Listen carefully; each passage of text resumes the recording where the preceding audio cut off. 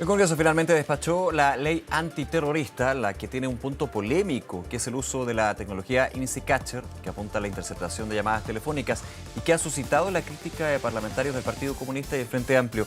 Vamos a hablar de otros temas, para eso estamos en contacto con el senador del Partido Comunista, Daniel Núñez. Senador, como siempre, gracias por su tiempo. ¿Cómo le va? Buenas tardes, Nicolás. Un gusto saludarte aquí desde el hall del Senado. Igualmente. Varios temas, quiero comenzar con lo último. Se despacha desde la Cámara este proyecto de ley antiterrorista, pero un punto de discusión que también estuvo en discusión desde antes, digamos, en lo que fue antes de la comisión mixta, también en el Senado. A usted le tocó intervenir y votar, lo que tiene que ver con estas tecnologías de intrusión. Antes de llegar a eso, ¿cómo piensa usted que quedó la ley antiterrorista que es despachada del Congreso? Es un muy buen punto, Nicolás. Yo creo que la ley antiterrorista que despachamos es un tremendo avance. Hay que recordar que hoy día la Cámara de Diputados solo vio el informe de la comisión mixta, que es como el 5%, claro, lo que queda pendiente. En lo que no se llegó a acuerdo. Exactamente. El resto, claro, el resto todo ya fue despachado y es un avance importante porque teníamos una ley antiterrorista que venía de la dictadura, que carecía de legitimidad social, que había sido mal utilizada en casos de denuncias contra el pueblo mapuche con sanciones internacionales para Chile y que además era muy poco ocupada porque tenía problemas tanto conceptuales como de las pruebas que pedía reunir. Entonces se hizo una modernización importante, se adecuó, a juicio nuestro queda bien definido aspectos de que estas conductas terroristas son para intimidar a la población o para violentar o atentar contra el Estado democrático, y desde ese punto de vista creemos que es un avance porque lamentablemente en Chile han ocurrido cosas como esa. Tenemos esta situación de las bombas que se mandaban a autoridades o el asesinato de los 3 carabineros en Arauco, donde obviamente hay una acción destinada a intimidar. Por lo tanto, en ese escenario valoramos el esfuerzo que ha hecho el gobierno, el avance en este proyecto de ley y tuvimos una diferencia. También nos apoyaron en eso diputados del Frente Amplio porque en lo que salió de la comisión mixta hay un punto que no compartimos, o dos más bien dicho, que es esta tecnología IMSI Catcher, que no solo intercepta llamadas telefónicas, también accede a metadatos de las personas que no son las investigadas, es cualquier persona que esté en un radio geográfico determinado, y también tenemos una diferencia con un tema de la jurisdicción excesiva que se le entrega a la región metropolitana, pudiendo trasladar casos de investigaciones en el marco de la ley antiterrorista a Santiago cuando ellas ocurran en regiones, y ahí había un informe de la Corte Suprema que cuestionaba eso. Así que en esos puntos es donde tuvimos una diferencia, pero es solo el 5% del contenido de esta ley, si uno quisiera decirlo así pedagógicamente. Ahora, claro, y para dejarlo súper en claro, es bien importante en este punto de la discusión, digamos, pero son claves, son herramientas que desde las policías, desde el Ministerio Público se hacen necesarios para el combate contra el terrorismo. Ahora, yo entiendo, y usted me corrigía, que también un punto de discusión es que se amplió el catálogo de delitos para esta tecnología de interceptación, de intromisión, ¿no? Más allá del terrorismo. Tienes toda la razón, se amplió el catálogo de delitos que se puede ocupar esta tecnología IMSI Catcher. Se agregó también crimen organizado, sí, narcotráfico, casos por ley de control de armas, lo que a juicio nuestro tampoco es bueno porque es muy amplio. ¿Y por qué no? Porque genera lógica también. Es que es muy amplio, y lo otro que hay un debate, que también hay actores del proceso que han dicho que esta tecnología es ineficiente, porque ¿cuál es el punto? Es que tú no persigues a un individuo que ya tienes identificado como el sospechoso. Cuando usas el IMSI Catcher, es toda una zona geográfica. Yo voy a poner un ejemplo, sí, no sé, el barrio Puerto en Valparaíso, que estamos aquí en Valparaíso, y tú interceptas las comunicaciones de todas las personas que están en el barrio Puerto, sean personas totalmente inocentes, con ninguna relación con el caso. Ahora, ¿pero no resguarda esto la ley de protección de datos, por ejemplo? No, no lo resguarda, a nuestro juicio no lo resguarda debidamente, por eso es que justamente nos opusimos, y hay que recordar que si bien se dice en algún aspecto no, esto va a quedar todo bajo resguardo, por ejemplo, del fiscal nacional, el fiscal nacional está altamente hoy día cuestionado por las filtraciones que tiene en varios casos emblemáticos. Entonces, uno puede pensar que la privacidad de los ciudadanos, de la ciudadana, es un bien esencial y que no debemos alterar. A juicio nuestro, estas tecnologías no son eficientes, hay unas mucho mejores, más selectivas, y no quedó bien definido en lo específico cómo se pueden usar.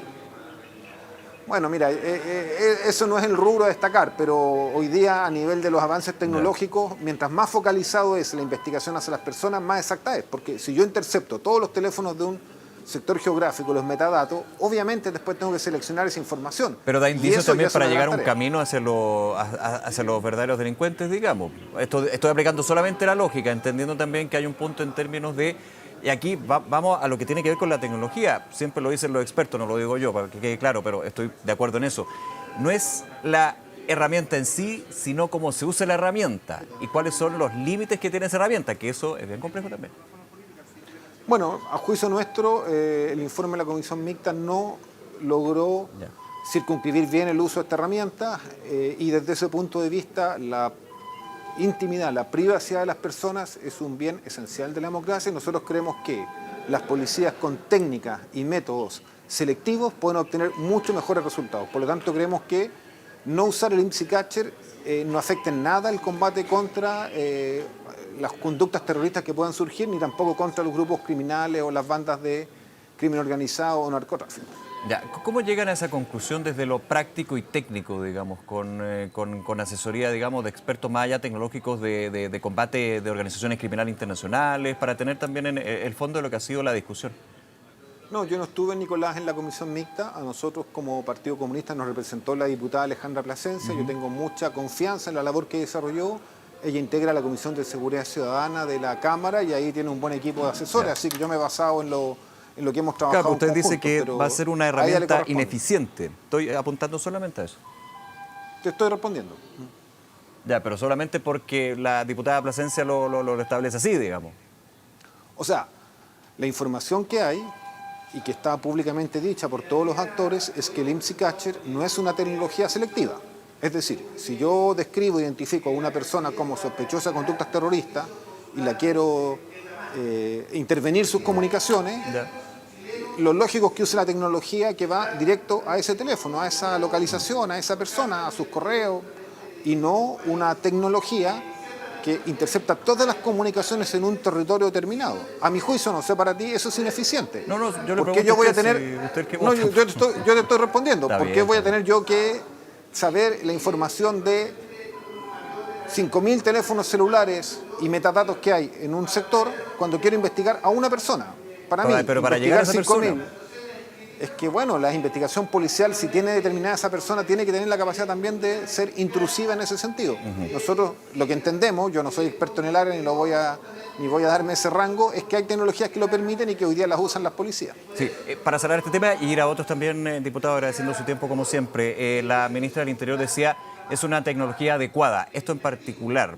Ahora hay visiones distintas, lo va a tener que, y creo que esto más lo que dijo la ministra, determinar el Tribunal Constitucional, que tampoco es un órgano técnico, digamos, tecnológico, va a haber como la ley orgánica constitucional que considera esta ley.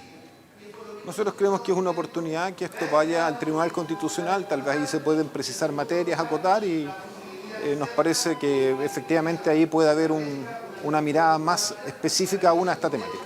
Perfecto.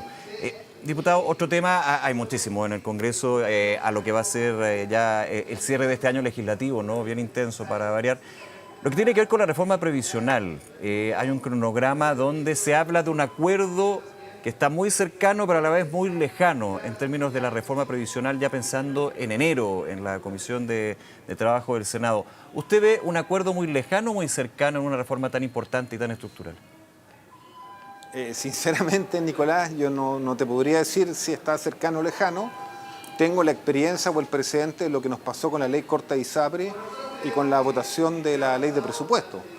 Ahí lo que ocurrió fue que la derecha impuso sus términos en la negociación, ocupó su mayoría parlamentaria y instaló en la práctica un cogobierno. Veamos lo que ocurrió con la ley Corta y Sapre. El gobierno proponía 7 años para las devoluciones, terminamos aprobando 13, porque en la Cámara le agregó 3 años, en el Senado otros 3. O en la ley de presupuesto que bloquearon poder aplicar para el año 2026 el sistema de admisión y quieren volver a la selección. Entonces, lo que uno se pregunta es necesario acuerdo en pensiones? Sí. ¿Hay que mejorar las pensiones? Por supuesto.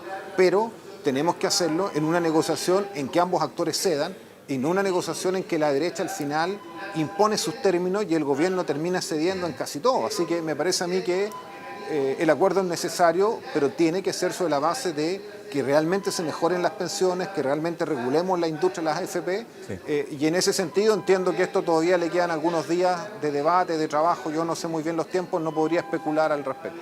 ¿Ha cedido mucho el gobierno con respecto, y en lo concreto, con respecto al proyecto original que ingresa al Congreso? Ahora le hago la pregunta, ¿no ha cedido nada a la derecha? Mira, mi problema no es que el gobierno ceda, porque en una negociación hay que entregar cosas, sí, si no, no es negociación.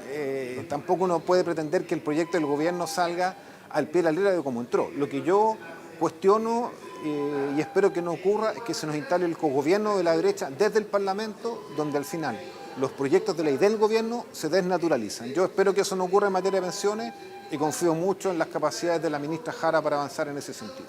Sí, en ese punto, tomando también lo que fueron las declaraciones en Radio Agricultura del presidente de la UDI, el diputado Guillermo Ramírez, hablaba de reparto, le llegaron toda la rabia, digamos, de un sector de las derechas, en este caso republicano. Él aclaró su punto que no era el concepto adecuado, sino aporte o complemento, no recuerdo muy bien a esta altura, de un 0,05 para el tema brecha de género en términos de las pensiones. ¿Cómo ha visto usted desde el lado del oficialismo esa discusión que se da en la oposición a lo que va a ser una próxima votación en esa reforma?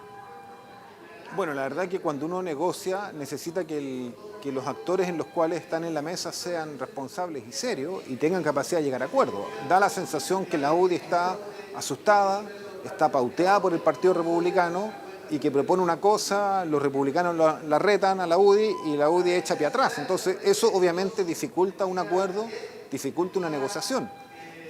Yo entiendo que están casi en un juego de quién es más de extrema derecha, espero que eso lo dejen de lado y realmente piensen en la gente que hoy día vive con una pensión de miseria y que no le alcanza para llegar a fin de mes y que desde ese punto de vista estén dispuestos entonces a ceder, porque si la estrategia de la derecha es pedir cosas imposibles, tampoco va a llegar a acuerdo y es otra forma de al final dilatar un problema que es muy sentido en materia social. Diputado Núñez, si no pasa, digamos, de este periodo legislativo un avance sustancial en el minuto que se vio la reforma previsional, ya para el próximo año, con elecciones parlamentarias y presidenciales, primarias y otras, no digo que marquen la pauta absoluta de la discusión legislativa, pero que la permean, eso lo tenemos claro. ¿Peligra la reforma previsional si pasa ya hasta el próximo año, por lo menos el segundo semestre del próximo año?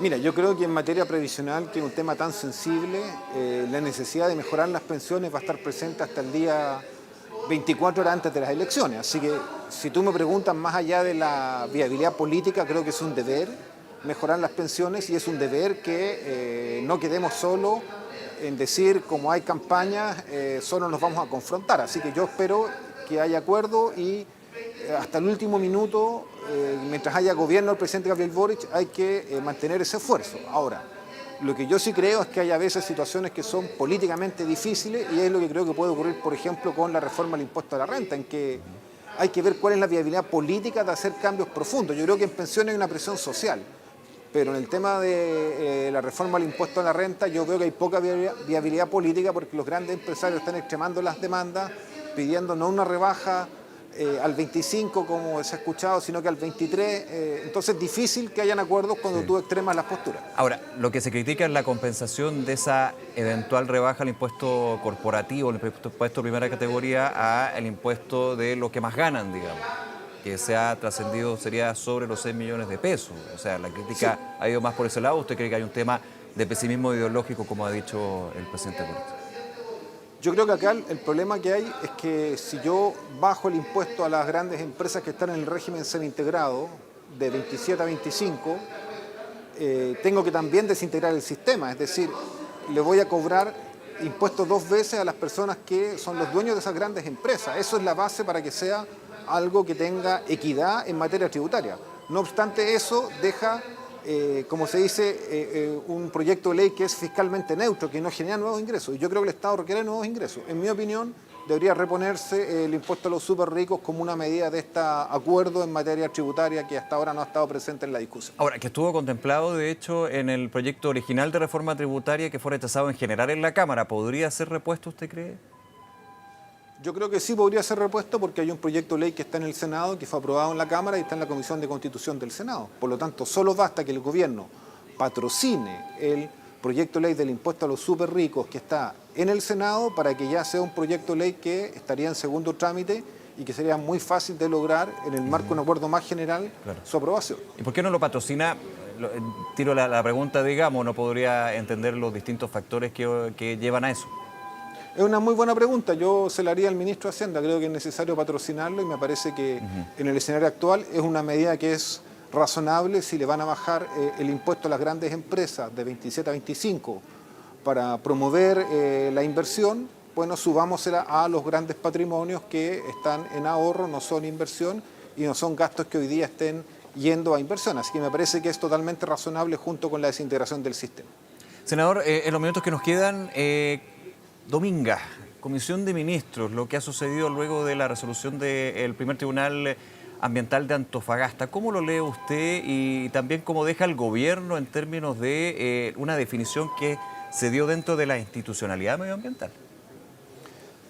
La verdad que el fallo que hizo el Tribunal Ambiental de Antofagasta es un fallo bien curioso porque no solo dice que fue ilegal la sesión del Comité de Ministros y cuestiona que no se hayan habilitado ministros y ministras, sino que además condiciona y ordena de alguna manera cómo deben votar los ministros cuando nuevamente se constituya este Consejo. Mandata también que se haga en 15 días. Yo creo que eso es algo que hay que discutir y como la justicia está hablando, pero no ha dicho la última palabra la dice la Corte Suprema, sí. Creo que es totalmente razonable que esto se lleve hasta la Corte Suprema porque es un presente complejo. Si el Tribunal Ambiental va a fallar así en futuros proyectos que tienen controversia de inversión, es casi como que le diga, mire, usted solo apruebe proyectos y no acepte ningún tipo de observación o cuestionamiento. Yo creo que ahí hay un debate, que es un debate sano en democracia. Yo tengo una mirada, el Tribunal Ambiental puede tener otra, los dueños de Dominga otra, por lo tanto es lógico que vaya a la Corte Suprema. Ahora, ¿qué me preocupa a mí? Que fíjate la curiosidad, Nicolás, hace 3 semanas atrás, este mismo Senado donde yo estoy, que soy senador, destituyó a un juez de la Corte Suprema, el juez Muñoz, Sergio Muñoz. Y es uno de los jueces que en materia ambiental más ha destacado por fallos innovadores, fallos que han puesto como algo principal la defensa del medio ambiente. Y muchos de los senadores que votaron por la institución del juez Muñoz son los senadores que ahora apoyan a Dominga, por ejemplo, el senador Sergio Gaona, el senador Matías Walker. Entonces, uno se pregunta, la Corte Suprema... Sí, pero ahí hablamos ¿va a actuar con independencia? ¿Va a actuar oculta? Yo no lo sé. O sea, es que yo no te digo intención oculta, yo estoy hablando de hechos objetivos. No es una intención oculta. El Senado, con un voto de mayoría y con mi oposición y de otros más, destituyó a un juez de la Corte Suprema, Sergio Muñoz. ¿Pero solamente por los temas medioambientales? O sea, lo que yo le estoy diciendo es que lo destituyó y ese juez se destacó en sus fallos en defensa del medio ambiente. Y ahora, curiosamente, estamos ante un proyecto de inversión que los mismos senadores que votaron por destituir al juez Muñoz apoyan y que probablemente termine en la Corte Suprema. Entonces yo leo en esa línea, senador, por eso... Nicolás, yo leo la institución del juez Muñoz como una forma de amedrentar a los jueces de la Corte Suprema para que no fallen contra intereses económicos tan poderosos como los de Dominga. Y eso es lo que me preocupa. Y yo creo que es un llamado alerta a la sociedad chilena y también, por supuesto, a la democracia. Entiendo el punto, pero así yo podría también entender en lo que usted dice, en esa línea, en esa interpretación, que el Tribunal Ambiental de Antofagasta, aparte de la institucionalidad medioambiental que se ha fijado el Estado de Chile, está a favor de Dominga y por eso genera esta resolución tan curiosa contra el Comité de Ministros. Mira, yo no he dicho eso, yo no voy a descalificar la acción de la... Sí, me parece que es una interpretación válida, posible. Yo no la he hecho. Yo lo que estoy diciendo es... La justicia está hablando, pero tiene que dar la última palabra a la Corte Suprema. A mí lo que me llama la atención es que este fallo es un fallo que no había nunca antes existido, donde se establezcan condicionamientos por un tribunal ambiental de cómo deben fallar los ministros cuando sesionen en un organismo tan especial como el Comité de Ministros. Pero entiendo que eso es materia debatible, que se puede interpretar. Es también lo interesante o lo rico de la democracia, que no tenemos por qué tener una sola mirada. Pero a mí lo que me preocupa es que cuando los jueces de la Corte Suprema fallen en justicia y no se sientan presionados por ningún poder, por ningún actor que quiera beneficiarse de su fallo. Y cuando tú destituiste a un juez muy destacado por situaciones que son bastante curiosas, algunas de ellas ya incluso desestimadas, la justicia acaba de decir que no hay delito en que la hija del juez Muñoz haya fallado. Entonces, desde fuera de Chile. Entonces, es bien curiosa la situación. A mí me llama la atención y creo que es un tema que la Corte Suprema debe poner mucha precaución y también Así como se ha hablado de inhabilitar a jueces, también hay que mirar qué jueces del Tribunal Ambiental o qué jueces de la Corte Suprema deben inhabilitarse si este tema llega en la casación a la Corte Suprema, que me imagino que va a ocurrir. Sí, por último, senador, nos queda un minuto y también ha sido un tema relevante durante las últimas horas. A través de una declaración pública, el Partido Comunista criticó y condenó lo que fue la ocupación rebelde en Siria y el derrocamiento de Bashar al-Assad. ¿Por qué se llega a esa definición por parte del Partido Comunista, entendiendo las acusaciones de crímenes de lesa humanidad que tuvo Bashar al-Assad y ese régimen?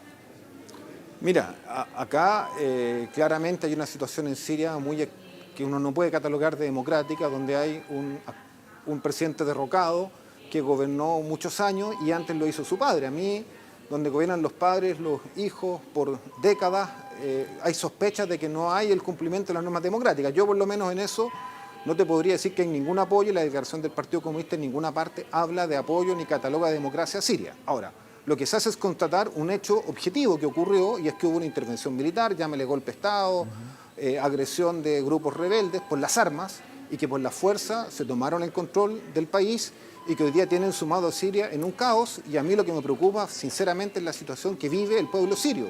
Yo he visto imágenes en redes sociales de fusilamiento, de detención, de mujeres que se las obliga a usar el burka, y eso para mí son cosas totalmente contrarias a la democracia, O sea, como hace también es varios contrario a la... años eso, lamentablemente, yo Siria estoy no. de acuerdo con usted. En Siria no había ocurrido. Como también es contrario a la democracia que hayan detenidos también, por décadas o hayan sido, digamos, abusados. Sí, no, el punto es que hoy día, lamentablemente, hay una inestabilidad en Medio Oriente, hay una acción militar de grupos rebeldes de carácter yihadista, y eso es muy peligroso para la democracia, para la sociedad, porque han tenido consecuencias nefastas lo que ha ocurrido en países como Afganistán o el resurgimiento del Estado Islámico. Entonces, acá el punto es que hay una realidad, y es que grupos rebeldes tomaron el control de Siria, derrocaron por la fuerza de las armas a un gobierno, y eso genera una situación de extrema inestabilidad, y nosotros solidarizamos y nos preocupa lo que puede ocurrir con el pueblo sirio en estas condiciones. Senador Daniel Núñez, nuevamente gracias por su tiempo y conversar todos estos temas con nosotros. Que esté muy bien. Muy bien, muchas gracias, Hasta luego. Nicolás. Cuídese, Hasta luego. gracias.